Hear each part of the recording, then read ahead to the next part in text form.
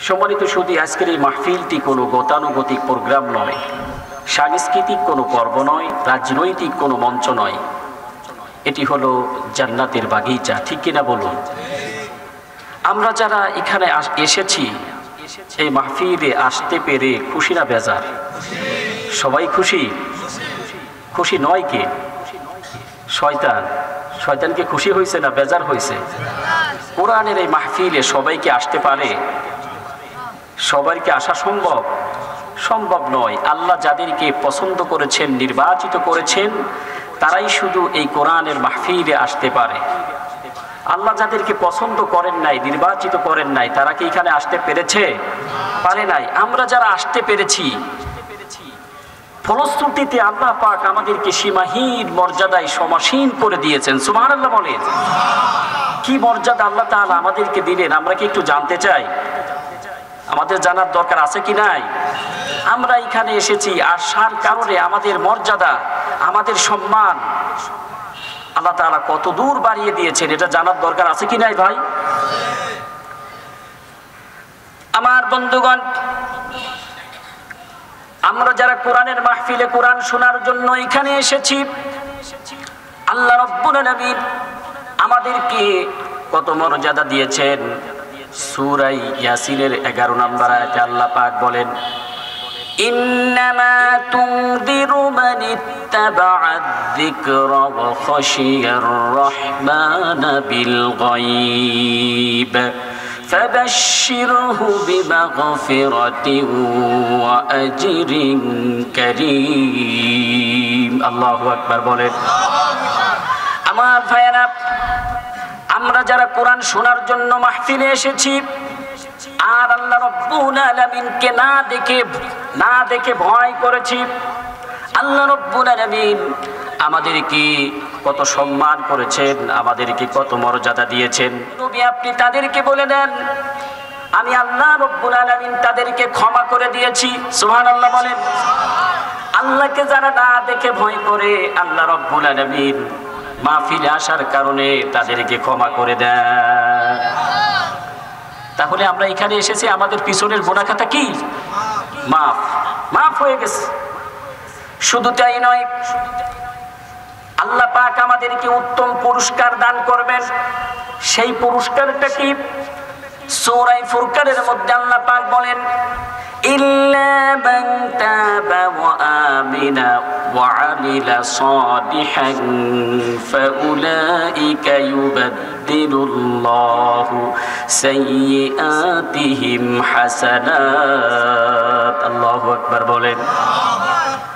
আল্লাহ পাক বলেন, যারা আমার উপর ঈমান এনেছে, আর আমি আল্লাহ রাব্বুল আলামিনের উপরে ঈমান যারা আনলো, আমাকে না দেখে ভয় যারা করলো, আর আমলে সালেহ করলো, ভালো কাজ করলো, আমি আল্লাহ রাব্বুল আলামিন তাদের পিছনের গুনাহ খাতা মাফ করে দিলাম। শুধু তাই নয়, গুনাহ খাতা মাফ করে দেওয়ার পরে যে স্থানটি শূন্য হয়ে গেল, ওই স্থানটিতে আমি আল্লাহ রাব্বুল আলামিন সওয়াব দ্বারা পরিপূর্ণ করে দিলাম। আমার ভাইয়েরা, আমরা যারা মাহফিলে এসেছি, আল্লাহ পাক আমাদের জীবনের গুনাহ খাতা মাফ করে দিয়েছে, আর ওই স্থানটি শূন্য করে রাখেন নাই, ওই স্থানটিতে আল্লাহ পাক সব দ্বারা পরিপূর্ণ করে দিয়েছে। এই যে সুসংবাদ শুনলাম আল্লাহর পক্ষ থেকে মাহফিলে আসার কারণে, এই সুসংবাদ শোনার পরে আমরা খুশি না বেজার?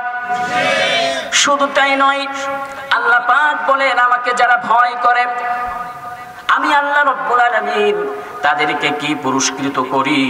আল্লাহ পাক বলেন, ওয়ালাউ আন্না আহলাল কুরা আমানু ওয়াত্তাকাউ লাফাতাহনা আলাইহিম বারাকাতিম মিনাস সামা। আল্লাহু আকবার। আল্লাহ পাক বলেন, মানুষেরা যদি ঈমান আনে আর আমি আল্লাহকে ভয় করে, আমি আল্লাহ রাব্বুল আলামিন তাদের জন্য আসমানের এবং জমিনের সমস্ত রহমতের দরজাগুলো খুলে দিই। আরো জোরে বলেন সুবহানাল্লাহ। আমরা আসতে পেরে খুশি না বেজার? যারা এখানে আসতে পারে নাই, তারা সৌভাগ্যবান না দুর্ভাগ্যবান? আমরা যারা এসেছি নিশ্চিত আমরা সৌভাগ্যবান। এখানে আসার কারণে আল্লাহ রাব্বুল আলামিন আমাদের পিছনের সব গুনাহ মাফ করে দিয়েছেন। সুবহানাল্লাহ বলে। আমার ভাইয়েরা, আর ভূমিকা নয়, আমি আপনাদের সামনে তেলাওয়াত করেছি সূরা আহজাবের 21 নম্বর আয়াত। কত নম্বর আয়াত? 21 নম্বর আয়াত। আল্লাহ রাব্বুল আলামিন বলেন, লাকাদ কানা লাকুম ফি রাসূলিল্লাহি উসওয়াতুন হাসানাহ। আল্লাহ পাক বলেন, ও দুনিয়ার মানুষ, আমি তোমাদের জন্য আমার রাসূলের মধ্যে, ও দুনিয়ার মানুষ, আমার রাসূলের মধ্যে তোমাদের জন্য রয়েছে উত্তম আদর্শ। কার মধ্যে উত্তম আদর্শ রয়েছে? কথা বলে না, কার মধ্যে?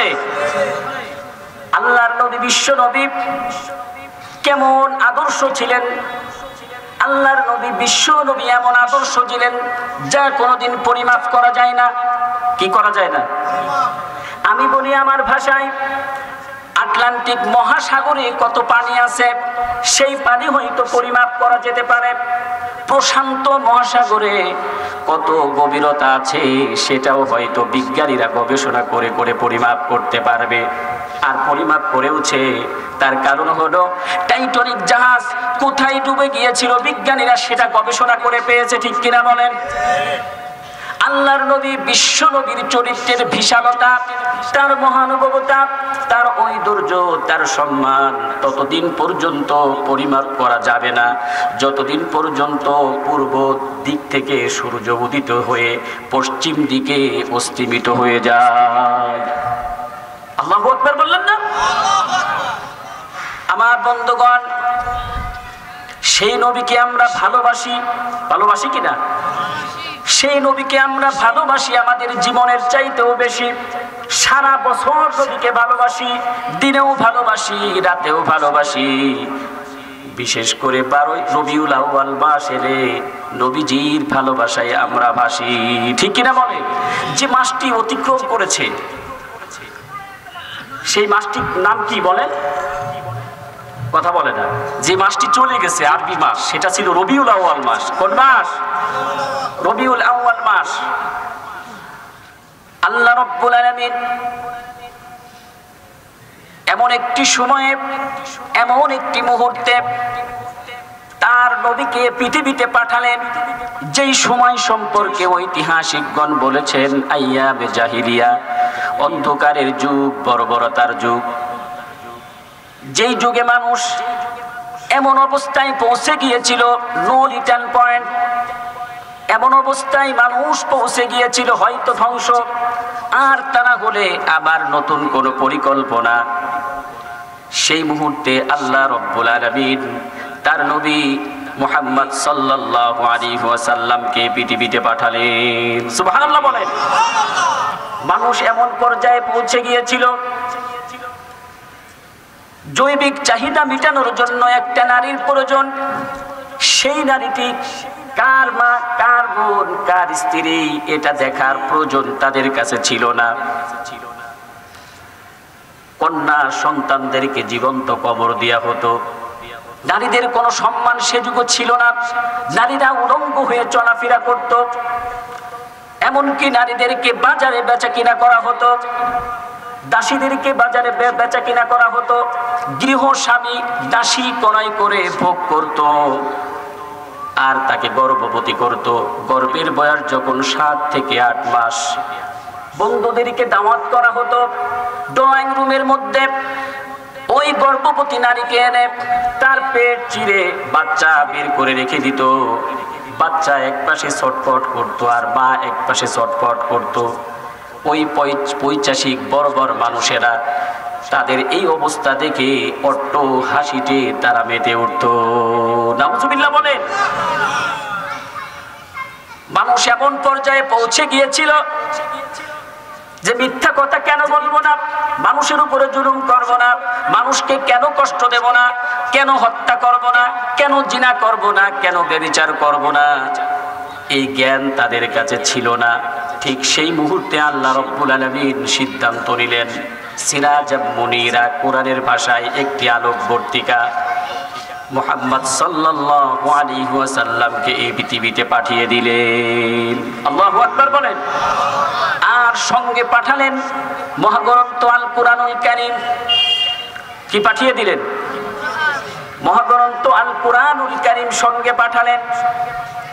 সেই যুগের বর্বর মানুষেরা যখন আল্লাহর কোরআনের কাছে আত্মসমর্পণ করলো, তারা এক একজন করে সোনার মানুষে পরিণত হয়ে গেল।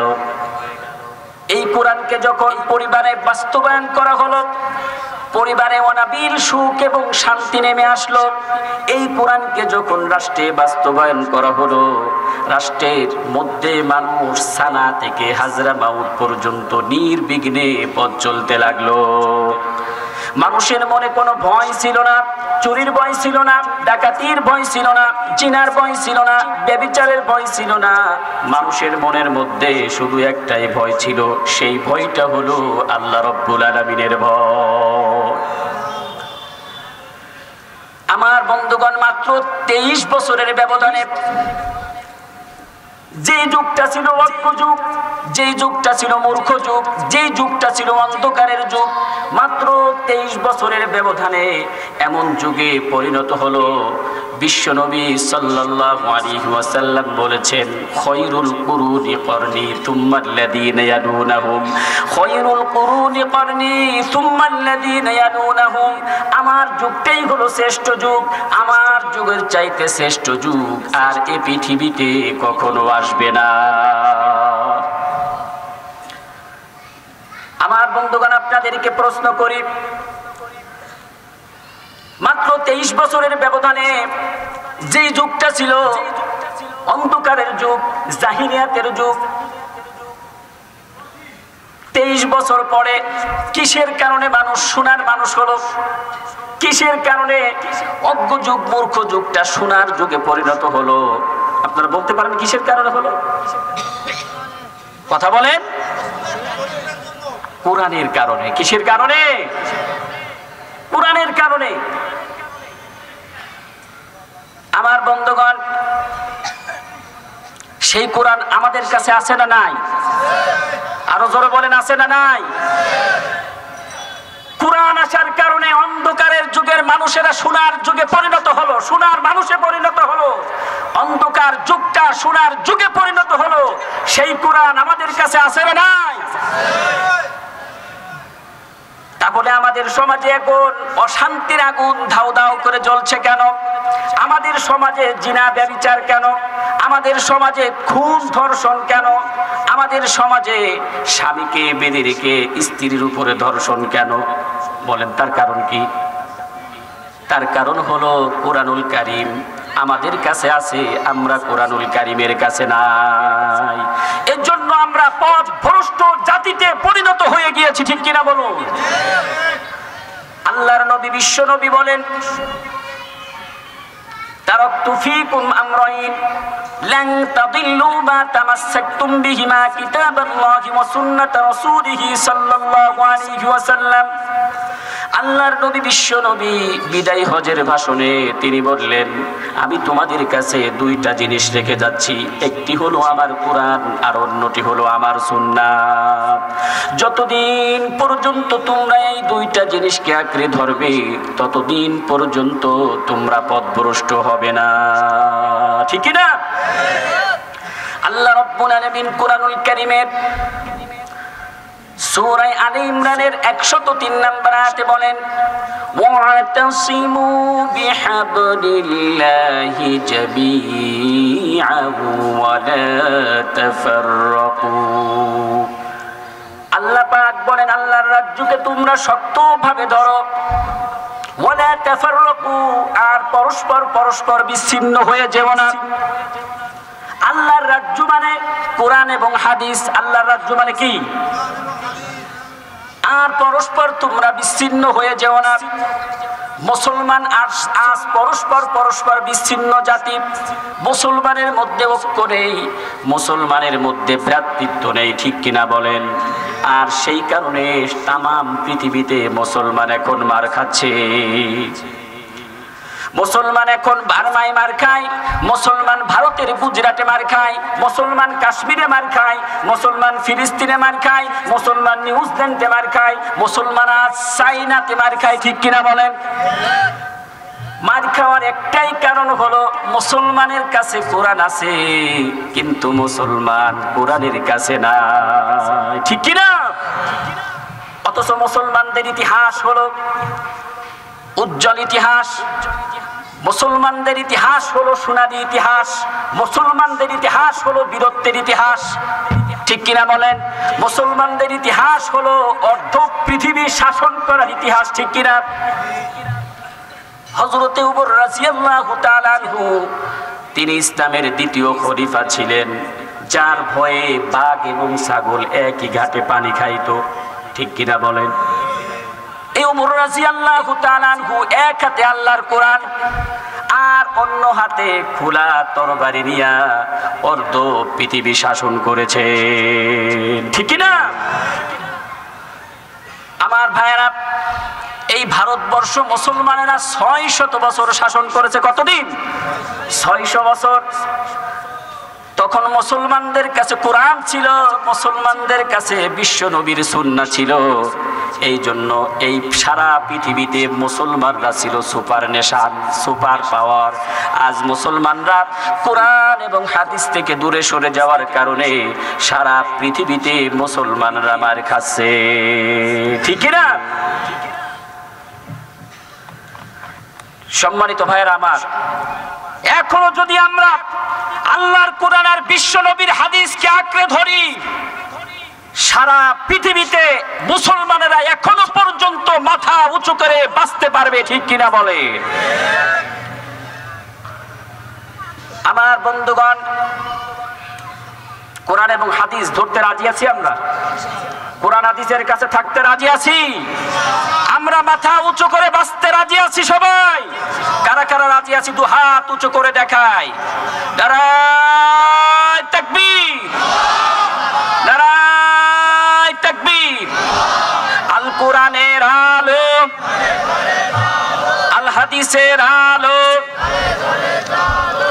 নারায়ে তাকবীর।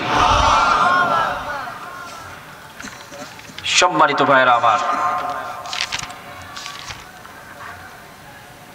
আমরা এই পৃথিবীতে হতে চাই সুপার নেশন,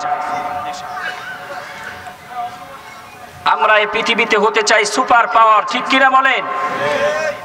আমার বন্ধুগণ, ঠিক আল্লাহ রাব্বুল আলামিন অন্ধকার যুগকে, অজ্ঞ মূর্খ যুগকে সুন্দর যুগে পরিণত করার জন্য রাসূল পৃথিবীতে পাঠিয়ে দিলেন। ঠিক কিনা বলুন? রাসূল পৃথিবীতে এসেছিলেন মানুষের মুক্তির জন্য, রাসূল পৃথিবীতে এসেছিলেন মানুষের কল্যাণের জন্য, রাসূল পৃথিবীতে এসেছিলেন মানুষের উপর থেকে মানুষের প্রভুত্ব খতম করে এক আল্লাহর আইন প্রতিষ্ঠা করার জন্য। বিশ্বনবী পৃথিবীতে এসেছিলেন মানুষের সাথে আল্লাহর সম্পর্ক তৈরি করে দিবার জন্য। ঠিক কিনা বলেন? রাসূল পৃথিবীতে এসেছিলেন মূর্তি ভেঙে চুরে এ সমাজকে সুন্দর একটি সমাজে পরিণত করার জন্য। ঠিক কিনা বলেন? আমার ভাইয়েরা, শুধু তাই নয়, আল্লাহ রাব্বুল আলামিন সূরা আম্বিয়ার 107 নম্বর আয়াতে বলেন, ওয়ামা আরসালনাকা ইল্লা রাহমাতাল লিল আলামিন। হে নবী, আমি আপনাকে তামাম সৃষ্টি জগতের জন্য রহমত হিসেবে প্রেরণ করেছি। সুবহানাল্লাহ বলেন। নবী আমাদের জন্য কি বলেন? আরো জোরে বলেন। আল্লাহর নবী, বিশ্ব নবী, তিনি হলেন আমাদের জন্য রহমত। তিনি শুধু মানুষের জন্য রহমত না, জিনের জন্য শুধু রহমত না, ফেরেশতাদের জন্য শুধু রহমত না, তিনি হলেন তামাম সৃষ্টি জগতের জন্য রহমত। ঠিক কিনা বলেন? এমনকি তিনি গাছের জন্য রহমত ছিলেন। কিসের জন্য রহমত? কথা বলেন। গাছের জন্য রহমত। আল্লাহর নবী, বিশ্ব নবী বললেন, প্রয়োজনে তোমরা গাছ কাটবে, বিনা প্রয়োজনে গাছের একটি পাতাও ছিঁড়বে না। তার কারণ হলো গাছের পাতাগুলি আল্লাহর জিকির করে। আমার ভাইয়েরা, বিশ্বনবী গাছের জন্য রহমত ছিলেন। যুদ্ধে গেলে বলতেন, বৃদ্ধা নারীদেরকে তোমরা টাচ করবে না, শিশুদেরকে তোমরা টাচ করবে না, তাদেরকে স্পর্শ করবে না, তাদেরকে ধরবে না, তাদেরকে ছুঁইবে না। আর ফলদার যত বৃক্ষ আছে সেই বৃক্ষগুলো তোমরা কাটবে না। সুবহানাল্লাহ। গাছের জন্য বিশ্ব নবী ছিলেন রহমত। শুধু তাই নয়, বিশ্ব নবী প্রাণী জগতের জন্য ছিলেন রহমত। আল্লাহু আকবার বলেন।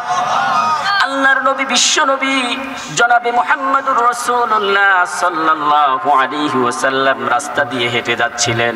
একটি উট তার সামনে এসে দাঁড়ালো। উটটা একেবারেই ক্ষীণাঙ্গ হয়ে গিয়েছিল, উটটার হাড্ডি গুড্ডি একেবারে বের হয়ে গিয়েছিল। বিশ্বনবীকে দেখে উটটি বলল, ইয়া রাসূলুল্লাহ, ইয়া হাবিবাল্লাহ, আপনি তো রাহমাতাল লিল আলামিন। আপনি কি বলেন? আপনি তো রাহমাতাল লিল আলামিন। আপনি আমার বিচার করে দেন। আমার মালিক আমাকে দিয়ে বোঝা বহন করে, আমার মালিক আমাকে দিয়ে সফর করে, আমার মালিক আমাকে দিয়ে কৃষি কাজ করায়, অথচ আমাকে ঠিক মতো খেতে দেয় না, বিশ্রাম দেয় না। ইয়া রাসূলুল্লাহ, ইয়া হাবিবাল্লাহ, আপনি আমার মালিকের বিচার করুন। আল্লাহর নবী বিশ্ব নবী উটের মালিককে ডাকলেন আর বললেন, তুমি তোমার উট দিয়ে বোঝা বহন করো, তুমি তোমার উট দিয়ে সফর করো, তুমি তোমার উট দিয়ে কৃষি কাজ করা, অথচ এই উটকে দিয়ে এই উটকে তুমি বিশ্রাম দাও না, খেতে দাও না। কিয়ামতের ময়দানে কঠিন মুসিবতের দিনে আল্লাহর সামনে তোমাকে আসামির কাঠগড়ায় দাঁড়াতে হবে। আল্লাহু আকবার। উট বিশ্ব নবীকে দেখে চিনে ফেলেছে বিশ্ব নবী। আর আমরা মানুষ নবীকে চিনতে পারলাম না, নবীর আদর্শ গ্রহণ করতে পারলাম না। নবীর আদর্শ গ্রহণ না করে আমরা আদর্শ গ্রহণ করি বিভিন্ন হাবিজাবি নেতাদের, ঠিক কিনা বলুন? অথচ আমাদের পরিচয়, আমরা মুসলিম, আমাদের দলের নাম হলো ইসলাম, আমাদের নবী হলেন মুহাম্মদ সাল্লাল্লাহু আলাইহি ওয়াসাল্লাম, ঠিক কিনা বলেন? মুহাম্মদ সাল্লাল্লাহু আলাইহি ওয়াসাল্লামের আদর্শ গ্রহণ না করে আমরা আদর্শ গ্রহণ করি লেনিনের, আমরা আদর্শ গ্রহণ করি কার্ল মার্ক্সের, আমরা গ্রহণ করি ধর্মনিরপেক্ষ মতবাদ, আমরা গ্রহণ করি জাতীয়তাবাদ, আমরা গ্রহণ করি পুঁজিবাদ, ঠিক কিনা বলুন? মুসলমানের আদর্শ তো এটা হতে পারে না। বড় মুসলমানের আদর্শ হলো মুহাম্মদ সাল্লাল্লাহু আলাইহি ওয়াসাল্লাম, ঠিক কিনা বলেন? আমরা সেই নবীর আদর্শকে ভুলে গিয়েছি। নবীর আদর্শকে যদি আমরা ভুলে যাই, কিয়ামতের ময়দানে নবীর উম্মত হিসাবে আমরা কি পরিচয় দিতে পারবো? সম্মানিত হাজিরিন, আল্লাহ পাক সূরা নিসা ৮০ নম্বর আয়াতে বলেছেন, من يطع الله من يطع الرسول فقد أطاع الله ومن تولى فما أرسلناك عليهم حفيظا الله أكبر। আমার ভাইয়ের, আল্লাহ রাব্বুল আলামিন বললেন, রাসূলের আনুগত্য যে ব্যক্তি গ্রহণ করলো সে যেন আল্লাহর আনুগত্য গ্রহণ করলো। সুবহানাল্লাহ বলেন। এই আয়াত থেকে আমরা বুঝলাম আল্লাহর নবীর আদর্শ গ্রহণ করা, রাসূলের আনুগত্য করা মানে হলো আল্লাহর আনুগত্য করা। যে ব্যক্তি রাসূলের আদর্শ গ্রহণ করলো না, রাসূলের আনুগত্য গ্রহণ করলো না, সে ব্যক্তি আল্লাহর আনুগত্য গ্রহণ করলো না, ঠিক কিনা বলেন? সূরা আনফালের ১ নম্বর আয়াতে বলেন, ওয়া আতিউল্লাহ ওয়া রাসূলাহু ইন কুনতুম মুমিনিন। যদি তোমরা মুমিন হতে চাও তাহলে আল্লাহ এবং রাসূলের আনুগত্য গ্রহণ করো। আপনারা কিছু বুঝতে পেরেছেন? মুমিন হতে হলে আল্লাহ এবং রাসূলের আনুগত্য গ্রহণ করা ছাড়া বিকল্প আমাদের কোনো পথ নাই। ঠিক কিনা বলেন? এই দুনিয়ার হাবিজাবি নেতাদের আদর্শ গ্রহণ করলে মুমিন হওয়া যাবে না। ঠিক কিনা? সত্যিকার ইমানদার মুমিন হতে হলে বিশ্ব নবীর আদর্শ আমাদেরকে গ্রহণ করতে হবে। আমার ভাইয়েরা, আমার দেশের যুব সমাজ আল্লাহর নবী বিশ্ব নবীর আদর্শ গ্রহণ না করে তারা আদর্শ গ্রহণ করে শাকিব খানের, আদর্শ গ্রহণ করে সালমান খানের, আদর্শ গ্রহণ করে শাহরুখ খানের। শাহরুখ খান কিভাবে চুল কাটে আমার দেশের যুব সমাজ সেইভাবে চুল কাটে। শাকিব খান কিভাবে তালি দিয়া প্যান্ট পরে আমার দেশের যুব সমাজ ওইভাবে প্যান্ট পরে। যুব সমাজের কাছে যদি জিজ্ঞাসা করা হয় কেন এরকম প্যান্ট পরেছো, কয় হুজুর ডিজিটাল ফ্যাশন। ঠিক কিনা? সিরা প্যান্ট তালি লাগানো প্যান্ট এটা নাকি ডিজিটাল ফ্যাশন। আল্লাহু আকবার। অথচ বিশ্ব নবীর আদর্শ গ্রহণ করে না। যে নবীর সুপারিশ ছাড়া আল্লাহর জান্নাতে যাওয়া যাবে না সেই নবী কি মুসলমান আছে না? ঠিক কিনা বলে? এই পৃথিবীতে নবী এসেছিল মূর্তিকে ভেঙে চুরে তছনছ করে, ভাস্কর্যকে ভেঙে চুরে তছনছ করে সুন্দর সমাজ প্রতিষ্ঠা করার জন্য। আজ মুসলিম পরিচয়ে সেই মূর্তির পক্ষে, ভাস্কর্যের পক্ষে মুসলমান স্লোগান দেয়। ঠিক কিনা বলে? যারা মূর্তির পক্ষে স্লোগান দেয়, ভাস্কর্যের পক্ষে যারা স্লোগান দেয়, ওরা কখনো মুমিন হতে পারে না, ওরা কখনো নবীর সৈনিক হতে পারে না। ঠিক কিনা বলো? আমরা যে দলই করি না কেন, আমরা যাই করি না কেন, আমরা মুসলমান। কোন মুসলমান মূর্তির পক্ষে স্লোগান দিতে পারে না, পারে না, পারে না। সম্মানিত হাজিরিন, বলতেছিলাম একটি নারী, একটি উট, সে বিশ্ব নবীকে চিনল। আমরা মানুষ বিশ্ব নবীকে চিনতে পারলাম না। আর একটি হাদিস আপনাদেরকে শোনাই, সিরাতের মধ্যে আসছে আল্লাহর নবী বিশ্ব দরবারে ফরিয়াদ করতে লাগলো, রব্বুল আলামিন আবু জেহেল আমাকে চেনে নাই, আবু জেহেল বিশ্ব নবীকে চেনে নাই, আমার উপরে আঘাত করতেছে। হায় আল্লাহ তাআলা, এই আঘাত আমি আর সহ্য করতে পারি না, তুমি আমার জবানটা খুলে দাও, আমি আবু জেহেলকে বলে দিই, রে আবু জেহেল, কেন আমি উঠতে পারি না, কেন আমি চলতে পারি না। আমার বন্ধুগণ, তাফসীরের কিতাবের মধ্যে আসছে উটের জবান খুলে গেল আর চিৎকার বেড়ে বলল, ওরে আবু জেহেল, তুই সামনে আর বিশ্ব নবী রাহমাতাল লিল আলামিন পিছনে, আমি এক মুহূর্তের জন্য এখান থেকে উঠতে পারবো না। আল্লাহু আকবার। আমার ভাইয়েরা, একটি উট হয়ে আল্লাহর নবীর সম্মান বুঝলো, কিন্তু আমরা মানুষ আল্লাহর নবী বিশ্ব নবীর সম্মান বুঝতে পারলাম না। ঠিক কিনা বলেন? আমরা আশরাফুল মাখলুকাত আল্লাহর নবী বিশ্ব নবীকে চিনতে পারলাম না। আমার দেশে নাস্তিক, মুরতাদ, রাম আর বাম আমার নবীর চরিত্র নিয়ে কথা বলে, নবীকে নিয়ে কটূক্তি করে, নবীকে আহম্মক বলে, মুসলমানদের ইবাদত নিয়ে তারা ব্যঙ্গ করে, কুরুচিপূর্ণ কথাবার্তা বলে। ঠিক কিনা বলে? আল্লাহর নবী বিশ্ব নবীর চরিত্র নিয়ে যারা কথা বলে, আল্লাহর নবীকে নিয়ে যারা ব্যঙ্গ করে, আল্লাহর নবীকে যারা আহম্মক বলে, তারা কখনো মানুষ হতে পারে না, ওরা চতুষ্পদ জন্তুর চাইতেও নিকৃষ্ট। ঠিক কিনা বলুন? আল্লাহ রাব্বুল আলামিন সূরা আনআমের মধ্যে বলেছেন, উলাইকা কাল আনআমি বাল হুম আদাল উলাইকা হুমুল গাফিলুন। আল্লাহু আকবার বলুন। ওরা হলো চতুষ্পদ জন্তুর চাইতেও নিকৃষ্ট। ঠিক কিনা বলে?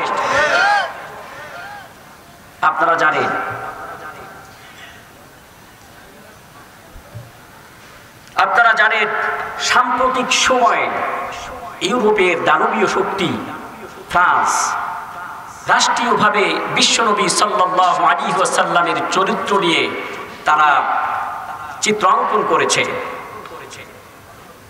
এই কাজটি তারা করে আল্লাহর নবী বিশ্বনবীর ইজ্জতের উপরে তারা হামলা করেছে, ঠিক কিনা বলুন? সারা পৃথিবীর 200 কোটি মুসলমান তাদের কলিজায় আঘাত করেছে। ফ্রান্সের মুসলিম ভাইয়েরা তারা প্রতিবাদ করায় ওই দেশের প্রশাসন তাদের উপরে জুলুম নির্যাতন চালিয়েছে। সারা পৃথিবী তাদের উপরে বিক্ষোভ করেছে, এমনকি তাদের পণ্যগুলো বয়কট করা হয়েছে, ঠিক কিনা? এভাবে তারা প্রতিবাদ করেছে। আমার ভাইরা, পৃথিবীর কোন জায়গার মুসলমানেরা যদি কষ্ট পায়, আমাদের কষ্ট লাগে কি লাগে না? আমাদের লাগে কি লাগে না? লাগার কারণ কি?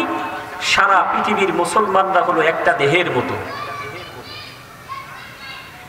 দেহের কোন জায়গায় যদি, দেহের কোন অঙ্গ যদি ব্যথা পায়, সারা দেহে খবর হয়ে যায়। পৃথিবীর কোন জায়গার মুসলমান যদি কষ্ট পায়, সারা পৃথিবীতে যত মুসলিম আছে মুসলমানদের কষ্ট দেখে তাদের কলিজায় আঘাত লাগে কি লাগে না? নবীর বিরুদ্ধে তারা কথা বলেছে, মুসলমানরা এর প্রতিবাদ করেছে। এই যে নবীকে নিয়ে যারা ব্যঙ্গ করলো, কুরুচিপূর্ণ কথাবার্তা বলা বলি করলো, আর যারা প্রতিবাদ করলো তাদের উপরে জুলুম নির্যাতন হলো। আমরা যারা মুসলমান, আমাদের কষ্ট হয়েছে কি হয় নাই? আমাদের কষ্ট লেগেছে। আমার বন্ধুগণ, এই অবস্থা দেখে কোন মুসলমানের কলিজায় যদি কষ্ট না হয়, তাহলে বুঝতে হবে ও মুসলমান নয়, ঠিক কিনা বলেন? কবির ভাষায় বলতে হয়, মুসলিম নয় মুনাফিক তুই, রাসূলের দুশমন, ঠিক কিনা বলেন? ও মুসলমান না, ও রাসূলের দুশমন, ঠিক কিনা? আমার বন্ধুগণ, ফ্রান্সের বিরুদ্ধে সারা পৃথিবীর মুসলমানরা প্রতিবাদ করেছে, জীবন দিচ্ছে। আবারও যদি নবীজির বিরুদ্ধে কথা বলার কারণে, আবারও যদি নবীজির বিরুদ্ধে কেউ কথা বলে, আল্লাহর নবীকে নিয়ে ব্যঙ্গ করে, আমরা জীবন দিতে রাজি আছি। কারা কারা একটু দুহাত উঁচু করে দেখায়? নারায়ে তাকবীর, নারায়ে তাকবীর। হাত নামান। কারণ আমরা বিশ্বনবীকে ভালোবাসি, ঠিক কি না? বিশ্বনবী বলেছেন, লা ইউমিনু আহাদুকুম আন তাকুনা আহাব্বা ইলাইহি বিওয়ালিদিহি ওয়া ওয়ালিদিহি ওয়ান নাসি আজমাইন। ততক্ষণ পর্যন্ত তুমি মুমিন হতে পারবে না যতক্ষণ পর্যন্ত আমি নবীকে, তোমার পিতামাতা, তোমার সন্তান, তোমার স্ত্রী সবার থেকে বেশি ভালোবাসতে না পারবে, ঠিক কিনা বলে? আল্লাহর নবীকে আমাদের জীবনের চাইতেও বেশি ভালোবাসতে হবে, তাহলে আমরা মুমিন হতে পারবো, ঠিক কিনা? আমার বন্ধুগণ, আমরা এমন এক নবী পেয়েছি যে নবীর চরিত্রের বিশালতা দেখে আকাশের বিশালতা দিগন্তে হারিয়ে গেছে। যেই নবীর প্রেম ভালোবাসা দেখে পাথর বোবা হয়ে গেছে। নবীর কথা শুনে মানুষগুলো মুগ্ধ হয়ে গেছে। নবীর আচার আচরণ চাই চলন দেখে ওই সময়ের মানুষগুলো বাপ দাদার ধর্ম ছেড়ে দিয়ে দলে দলে ইসলাম গ্রহণ করেছে, ঠিক কিনা বলে? বিশ্ব নবীর চরিত্রের সার্টিফিকেট স্বয়ং আল্লাহ রাব্বুল আলামিন দিয়েছেন। আল্লাহ রাব্বুল আলামিন সূরা কলামের 4 নম্বর আয়াতে বলেন, ওয়া ইন্নাকা লাআলা খুলুকিন আযীম। হে নবী, আপনি মহান চরিত্রের উপর প্রতিষ্ঠিত। সুবহানাল্লাহ। বিশ্ব নবী হলেন মহান চরিত্রের উপর প্রতিষ্ঠিত। এই পৃথিবীর কল্পনা বিলাসী কবিরাও বলেছেন, আল্লাহর পরে তুমি শ্রেষ্ঠ, এই তো মোরা জানি, ঠিক কি না? আমার বন্ধুগণ, আল্লাহ রাব্বুল আলামিন নবীর চরিত্রের সাথে আজিম শব্দটি ব্যবহার করেছেন।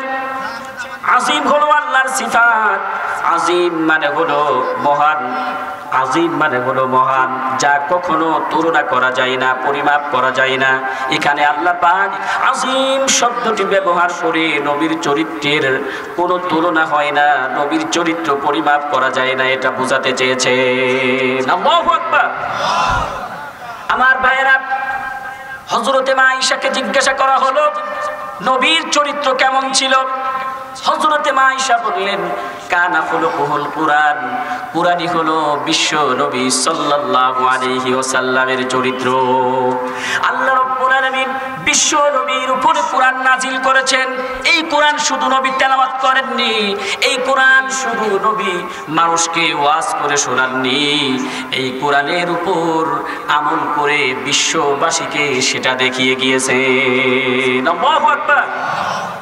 আমার ভাইয়েরা, নবীর একজন স্ত্রী ছিল যার নাম ছিল উম্মে সালামা। নাম কি বলেন? উম্মে সালামা। বয়স্ক স্ত্রীদের মধ্যে তিনি ছিলেন অন্যতম। একজন সাহাবী জিজ্ঞাসা করলো, আল্লাহর নবী বিশ্ব নবীর চরিত্র কেমন ছিল?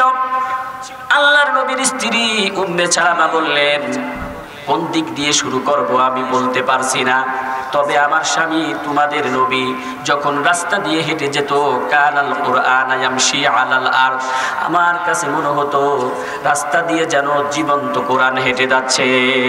সুবহানাল্লাহ।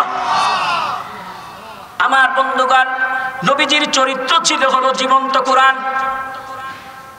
এই কোরআনকে যদি কোনো সমুদ্রের সাথে তুলনা করা হয়, সমুদ্রের কুল উপকূল রয়েছে, কোরআনের কোনো কুল উপকূল নাই। এই কোরআনকে যদি কোনো মহাদেশের সাথে তুলনা করা হয়, তাহলে যত বড়ই দেশ হোক না কেন তার একটি সীমানা আছে। এই কোরআনকে যদি এই দুনিয়ার কথার সাথে তুলনা করা হয়, এই পৃথিবীর যত কথাই থাক না কেন কথার একদিন শেষ আছে। আল্লাহর কোরআন এমন এক কিতাব, যেই কিতাবের কথা কোনোদিন শেষ হবে না, ঠিক কি না? আল্লাহ রাব্বুল আলামিন সূরা কাহফের 109 নম্বর আয়াতে বলেছেন, কুল লাউ কানাল বাহরু মিদাদান লিকালিমাতি রাব্বি লানাফিদাল বাহরু ক্বাবলা আন তানফাদা কালিমাতু রাব্বি ওয়ালাউ জিনা বিমিথলিহি মাদাদা। আল্লাহু আকবার বলেন। আল্লাহ রাব্বুল আলামিন বলেন, হে নবী আপনি বলে দেন, সমুদ্রের পানিগুলো যদি কানি হয়ে যায়, উদ্ভিদ বৃক্ষ তরুলতা কেটে যদি তোমরা কলম বানাও, এই পৃথিবীর জমিনগুলো যদি তোমাদের জন্য কাগজ হয়ে যায়, জিন ও ইনসান যদি লেখক হয়ে যায়, তোমার রবের বাণী, তোমার প্রভুর বাণী, তোমার প্রভুর প্রশংসা ব্যাখ্যা বিশ্লেষণ করতে করতে সমুদ্রের পানি দিয়ে বানানো কারিগুলো ফুরিয়ে যাবে, উদ্ভিদ বৃক্ষ তরুলতা কেটে বানানো কলমগুলো ক্ষয় হয়ে যাবে, জিন ও ইনসানের হায়াতের জীবন জিন্দেগি ফুরিয়ে যাবে বটে, আল্লাহর কোরআনের ব্যাখ্যা লেখা, কথা লেখা কোনোদিন শেষ হবে না।